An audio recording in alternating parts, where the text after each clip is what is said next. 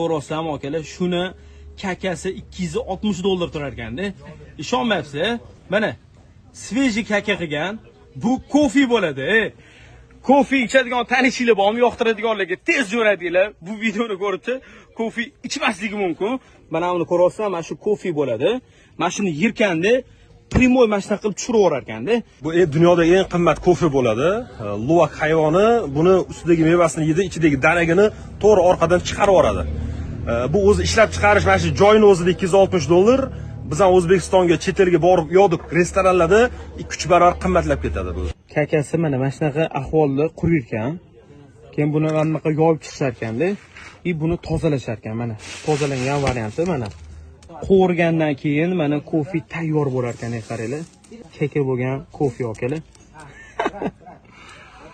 Haqiqiy kofening hidi bor. Eng qimmati mana shu. Sizlar mana qanaqa kofe ichasiz akalar? Nima deysizlar? Shu kofedan ichganmisizlar? Kommentariyga qoldiringlar. Kofeni mazza qilib ichadigan tanishinglarga tez jo'natinglar. Kofe ichmasligi mumkin bu videoni ko'rib.